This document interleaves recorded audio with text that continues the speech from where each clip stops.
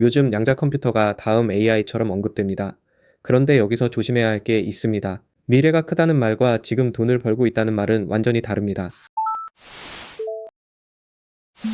퓨처마켓에서는 오늘 양자 컴퓨터를 기대감과 숫자로 나눠보겠습니다. 제 관점은 분명합니다. 양자컴은 흥미롭지만 아직은 스토리와 실적을 따로 봐야 합니다. 반도체를 놓친 사람일수록 다음 테마를 빨리 찾고 싶어집니다. 이 마음은 너무 자연스럽죠. 문제는 조급함이 들어오면 기술의 크기와 기업의 체력을 같은 말로 착각한다는 겁니다. 저는 양자 컴퓨터를 다음의 AI라고 보지는 않습니다. 오히려 AI 시대가 더 커질수록 뒤에서 필요한 특수 엔진에 가깝다고 봅니다. 스포츠카에 갑자기 로켓 부스터를 붙이는 느낌이죠. 오늘 핵심 질문은 하나입니다. 양자 컴퓨터가 뜨느냐가 아니라 어떤 순간에 기대가 매출로 바뀌느냐입니다. 이 질문을 놓치면 좋은 기술을 비싼 감정으로 사는 상황이 생깁니다. 먼저 양자 컴퓨터가 왜 어려운지부터 쉽게 잡아보겠습니다. 기존 컴퓨터는 답을 하나씩 계산합니다. 양자 컴퓨터는 특정 문제에서 여러 가능성을 동시에 탐색하는 방식에 가까워요. 물론 모든 문제를 한 방에 해결하는 마법 상자는 아닙니다.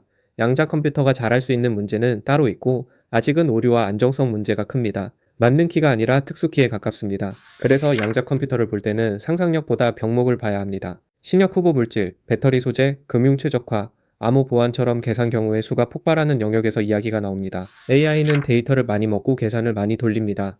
문제는 계산량이 커질수록 전력, 메모리, GPU 비용이 같이 불어난다는 점입니다. 여기서 양자컴이 보완제로 언급됩니다. 저는 이 부분이 중요하다고 봅니다. 양자 컴퓨터가 AI를 밀어내는 그림보다 AI가 못 푸는 일부 계산을 양자컴이 옆에서 도와주는 그림이 훨씬 현실적입니다. 쉽게 말하면 AI가 요리사라면 양자 컴퓨터는 아주 비싼 특수 칼입니다. 모든 요리에 쓰는 칼은 아니지만 특정 재료를 다룰 때 없으면 답답한 장비가 될 수 있습니다. 그런데 시장은 항상 현실보다 먼저 움직입니다. 반도체도 그랬고 전기차도 그랬습니다. 실적이 완성된 뒤가 아니라 실적이 나올 것 같다는 분위기에서 주가가 먼저 출발하죠. 양자 컴퓨터도 비슷합니다. 상용화가 아직 멀다는 말과 주가가 움직일 수 없다는 말은 다릅니다. 시장은 미래를 현재 가격으로 당겨오는 습관이 있습니다. 가끔은 너무 세게 당깁니다. 여기서 첫 번째 기준은 기술 성과입니다.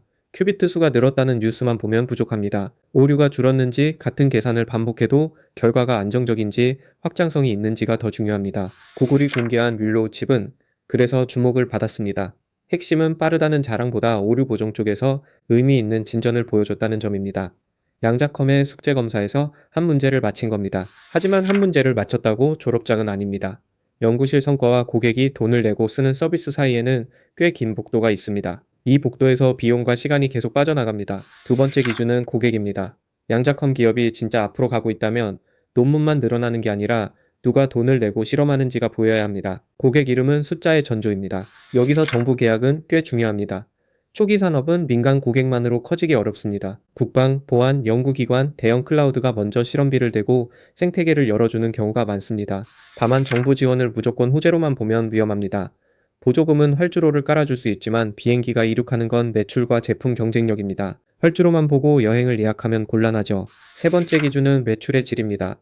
양자컴 기업이 매출을 발표하면 금액만 보지 말고 반복 매출인지 일회성 시스템 판매인지 연구 계약인지 나눠봐야 합니다. 같은 매출도 체력이 다릅니다. 아이온큐는 2025년 연간 매출 1억 3천만 달러와 전년 대비 202% 성장을 발표했습니다. 성장률은 화려하지만 다음 해에도 이 속도가 유지되는지와 비용 구조를 같이 봐야 합니다. 디웨이브도 2025년 매출 2,460만 달러, 전년 대비 179% 증가를 발표했습니다. 다만 운영비와 연구개발 부담이 커서 성장과 비용을 함께 봐야 합니다. 퀀티뉴엄 사례는 더 선명합니다.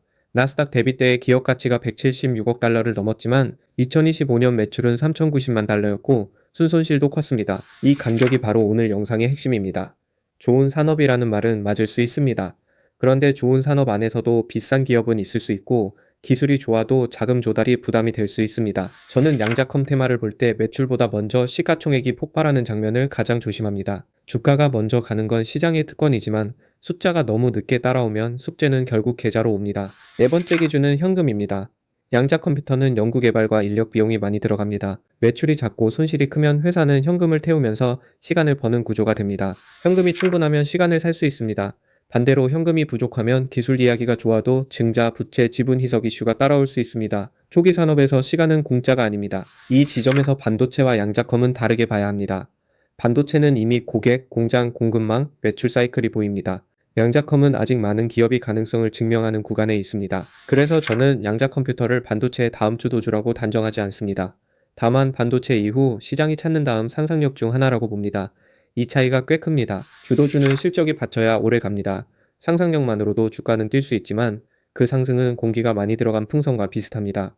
보기엔 커 보이지만 작은 바늘에도 예민합니다. 그럼 양자 컴퓨터는 어디에 실제로 쓰일까요? 가장 많이 언급되는 곳은 신약 개발, 화학 시뮬레이션, 배터리 소재, 물류 최적화, 금융 리스크 계산, 암호 보안입니다. 공통점은 간단합니다. 선택지가 너무 많아 기존 방식으로는 시간이 오래 걸리는 문제입니다. 양자컴은 이런 문제에서 특정 방식으로 계산 시간을 줄일 가능성을 보여주고 있습니다. 하지만 가능성과 매출은 다른 언어입니다. 가능성은 연구자가 말하고 매출은 고객 예산 담당자가 말합니다. 둘이 같은 회의실에 앉기까지 생각보다 시간이 걸립니다. 저는 그래서 상용화라는 단어를 들으면 세 단계로 나눠봅니다.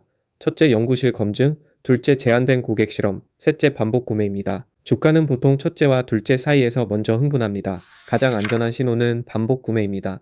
같은 고객이 한번 써보고 끝내는 게 아니라 예산을 다시 배정하고 사용량을 늘리면 이야기가 달라집니다. 기술이 실험에서 업무로 넘어가는 순간입니다. 클라우드 접근도 봐야 합니다. IBM, 아마존, 마이크로소프트, 구글 같은 대형 플랫폼이 양자 서비스를 붙이면 고객은 직접 장비를 사지 않고 실험할 수 있습니다. 이 방식은 장점과 단점이 있습니다. 진입 장벽은 낮아지지만 순수 양자컴 기업 입장에서는 플랫폼에 의존할 수 있습니다. 누가 고객 관계를 쥐는지도 투자 포인트가 됩니다. 양자 컴퓨터가 AI와 만나는 지점도 여기입니다. AI가 오류 보정과 실험 설계에 도움을 주고 양자컴은 특정 최적화 문제에서 AI 인프라를 보완할 수 있습니다. 그래서 저는 AI 대 양자컴 구도를 별로 좋아하지 않습니다. 시장은 대결 구도를 좋아하지만 실제 산업은 협업 구도가 많습니다. 축구도 공격수만으로 우승하기 어렵잖아요. 보안 쪽도 큰 흐름입니다. 강력한 양자 컴퓨터가 언젠가 기존 암호 체계에 위협이 될 수 있다는 우려 때문에 포스트 양자 암호 전환이 이미 정책 이슈가 됐습니다. 다만 이것도 바로 매출 폭발이라는 뜻은 아닙니다. 보안 표준이 바뀌면 컨설팅, 소프트웨어, 인프라 교체 수요가 생길 수 있지만 실제 예산 집행은 천천히 진행될 가능성이 큽니다. 여기서 투자자가 착각하기 쉬운 게 있습니다. 양자 컴퓨터가 무섭다와 양자컴 기업 주가가 싸다는 말은 다릅니다. 기술 공포와 주식 밸류에이션은 서로 다른 계산표를 써야 합니다. 밸류에이션을 볼 때는 매출 배수만으로도 부족합니다. 매출이 작을수록 작은 계약 하나가 성장률을 크게 흔듭니다. 작년보다 2배 성장했다는 말이 항상 안정성을 뜻하지는 않습니다. 예를 들어 작은 컵에 물 한 잔을 부으면 금방 가득 찹니다. 하지만 수영장을 채우려면 이야기가 다르죠.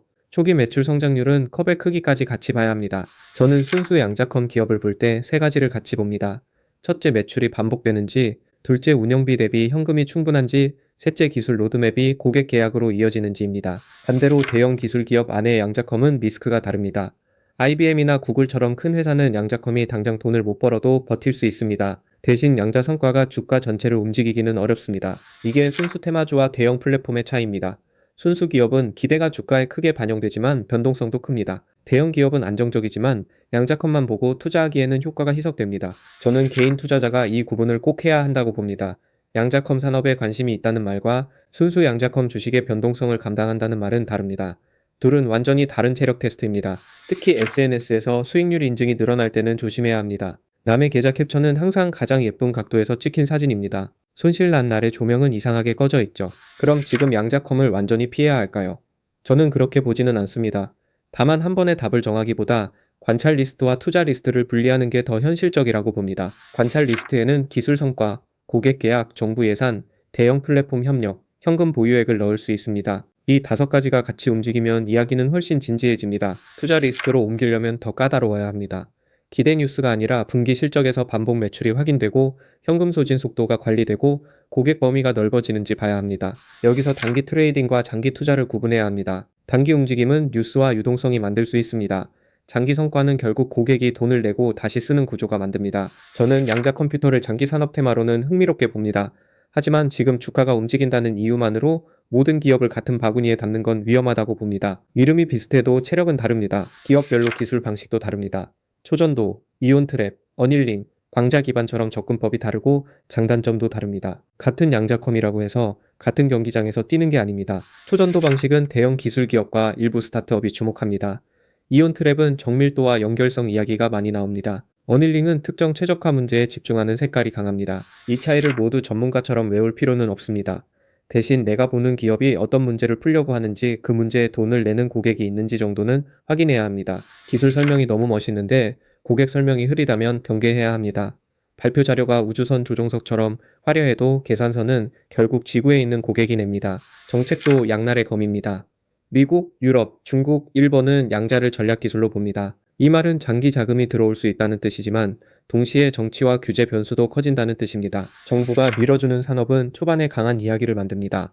그러나 진짜 강한 기업은 정책 없이도 고객이 찾는 제품을 만듭니다. 보조금은 엔진이 아니라 점화 장치에 가깝습니다. 그래서 뉴스가 나왔을 때 저는 세 가지 질문을 합니다. 실제 돈이 들어왔는가? 매출로 언제 잡히는가? 기존 주가에 이미 얼마나 반영됐는가입니다. 이 질문이 과열을 시켜줍니다. 양자컴 주식이 급등하면 놓친 것 같은 기분이 들 수 있습니다. 하지만 놓친 기회보다 더 무서운 건 이해하지 못한 리스크를 뒤늦게 안고 들어가는 겁니다. 조급함은 수수료가 비쌉니다. 저는 지금 양자컴을 볼 때 열광보다 분류가 먼저라고 봅니다. 기술 성과, 상업화 속도, 재무 체력, 밸류에이션을 각각 따로 놓고 봐야 합니다. 한 단어로 묶으면 판단이 흐려집니다. 특히 밸류에이션은 마지막에 봐야 합니다. 좋은 기업을 찾는 것과 좋은 가격을 찾는 것은 다릅니다. 아무리 좋은 기술도 가격이 너무 앞서가면 수익률은 삐끗할 수 있습니다. 반대로 너무 회의적으로만 볼 필요도 없습니다. 반도체, 클라우드, 전기차도 초기에 의심을 받았습니다. 시장은 가끔 과열되지만 과열 속에서 진짜 산업이 자라기도 합니다. 그래서 균형이 필요합니다. 양자 컴퓨터의 미래는 무시하기 어렵지만 모든 양자컴 주식이 그 미래를 공평하게 가져가지는 않습니다. 미래 산업 안에서도 승자와 관중석은 나뉩니다. 제 기준은 이렇습니다. 기술 발표가 나왔을 때 주가가 뛰는 건 참고만 합니다. 그 다음 분기와 그 다음 해에 매출, 고객, 현금이 따라오는지를 확인합니다. 그리고 양자컴은 AI처럼 당장 전 세계 앱에 붙는 기술이 아닐 가능성이 큽니다. 처음에는 특정 산업, 특정 고객, 특정 문제부터 파고들 가능성이 높습니다. 이 말은 성장 속도가 느리다는 뜻이 아니라 성장 경로가 좁고 깊을 수 있다는 뜻입니다. 넓게 퍼지는 소비자 기술이 아니라 깊게 파고드는 산업 기술에 가깝습니다. 그렇다면 투자자가 볼 그림도 달라집니다. 다운로드 수나 이용자 수보다 계약 규모, 반복 구매, 클라우드 사용량, 연구기관과 기업 고객의 확장이 더 중요합니다. 오늘 내용을 한 줄로 줄이면 이겁니다. 양자 컴퓨터는 다음 AI일 수도 있다는 흥분보다 AI 시대의 어려운 계산을 누가 돈으로 바꾸느냐가 더 중요합니다. 지금 필요한 건 예언이 아니라 체크리스트입니다. 기술 성과, 고객, 매출의 질, 현금, 밸류에이션. 이 5개를 분리해서 보면 포모가 와도 판단이 덜 흔들립니다. 이번 영상이 도움되셨다면 좋아요와 구독으로 다음 분석도 함께 해주세요. 댓글에는 여러분이 보는 양자컴의 핵심 기준을 남겨주세요. 저는 그 기준들을 다음 영상에서 더 깊게 이어가 보겠습니다.